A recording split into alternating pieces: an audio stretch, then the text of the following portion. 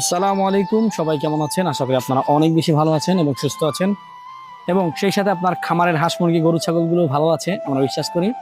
কারণ আমরা যে তথ্যগুলো আপনাদেরকে নিয়মিত দেই আপনার হাঁস মুরগি গরু ছাগল ভালো রাখার জন্য সেই তথ্যগুলো দিয়ে থাকি। তো অনেকের প্রশ্ন যে আসলে ভ্যাকসিন কোন কোন দিনে করলে সবচেয়ে বেশি ভালো হয় এবং কখন করলে ভালো হয় এবং এর কোনো নিয়ম কানুন আছে কিনা, এই সম্পর্কে অনেকের প্রশ্ন থাকে। তো আমরা আজকে আলোচনা করব যে ভ্যাকসিন দেওয়ার আগে ও পরে বা কখন ভ্যাকসিন করলে ভালো হয় বা কোন দিন, এটার উপরে আমরা একটু আলোচনা করার চেষ্টা করব। এবং আমাদের পরবর্তী ভিডিওতে আমরা চেষ্টা করব যে ভ্যাকসিন কতটুকু পানির সাথে কতটুকু মিলালে আপনার ভ্যাকসিনটা কার্যকারিতা ভালো হয়, এবং কতটুকু ভ্যাকসিন কতটুকু পানির সাথে মিলালে কয় শত মুরগিকে এই ভ্যাকসিনটা দেয়া যায়, এই বিষয়ে আমরা পরবর্তী কোনো একটা ভিডিওতে আলোচনা করব। তো আজকে আমরা আলোচনা করি যে আপনি যখন মুরগিকে ভ্যাকসিন করাবেন, সর্বপ্রথম একটা বিষয় মাথায় রাখবেন, সেটা হচ্ছে যেই মুরগিকে আপনি ভ্যাকসিন করাবেন, যেই সমস্ত মুরগিগুলোকে আপনি ভ্যাকসিন করাবেন, অবশ্যই সেই মুরগিগুলো যেন সুস্থ সবল থাকে। অর্থাৎ রোগাক্রান্ত মুরগিকে কখনোই আপনারা ভ্যাকসিন করবেন না, সে আপনার যতই লস হয়ে যাক, এটা আপনার মাথায় রাখতে হবে।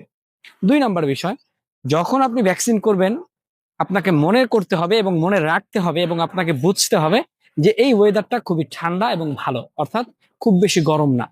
তার মানে হচ্ছে আপনি যখনই ভ্যাকসিন করবেন আপনাকে ঠান্ডা ওয়েদারে ভ্যাকসিনটা করতে হবে। 3 নম্বর বিষয়, যখন আপনার মুরগিকে আপনি ভ্যাকসিন করাবেন তার একদিন অথবা 24 ঘন্টা আগে চেষ্টা করবেন সাদা পানি ব্যবহার করার জন্য। আপনার কোনো ভিটামিনের প্রয়োজন নেই। এবং যখন আপনি ভ্যাকসিনটা কমপ্লিটলি করে দিবেন এরপরেও চেষ্টা করবেন 24 ঘন্টা থেকে 12 ঘন্টা ন্যূনতম সাদা পানি ব্যবহার করার জন্য। এবং ভ্যাকসিনের আগে ও পরে একদিন কোনো ঔষধ ব্যবহার না করে যদি ভ্যাকসিনটা প্রয়োগ করেন, তাহলে আপনার মুরগিগুলোর এই ধকলটা অর্থাৎ ভ্যাকসিনের যে ধকলটা সেটা নিতে সক্ষম হয়, প্লাস মুরগিগুলো সুস্থ এবং সবল থাকে। আপনি চাইলে ভ্যাকসিনের একদিন আগে, আবার চাইলে ভ্যাকসিনের একদিন পর থেকে নিয়মতান্ত্রিক যে ঔষধ বা ভিটামিনগুলো আপনারা ব্যবহার করেন সেটা আপনারা চাইলে ব্যবহার করতে পারবেন। তো আপনারা যদি এই নিয়ম কানুনগুলো একটু ফলো করেন তাহলে আপনার মুরগিগুলো অবশ্যই ভালো থাকবে। প্লাস আপনি যে স্বপ্ন নিয়ে খামারগুলো করেন একটু লাভবান একটু স্বাবলম্বী হওয়ার জন্য, তখন আপনার এই ভ্যাকসিনের কার্যকারিতা যখন ভালো হবে তখন আপনার মুরগিগুলো দেখবেন যে অটোমেটিকলি গ্রোথ চলে আসতেছে।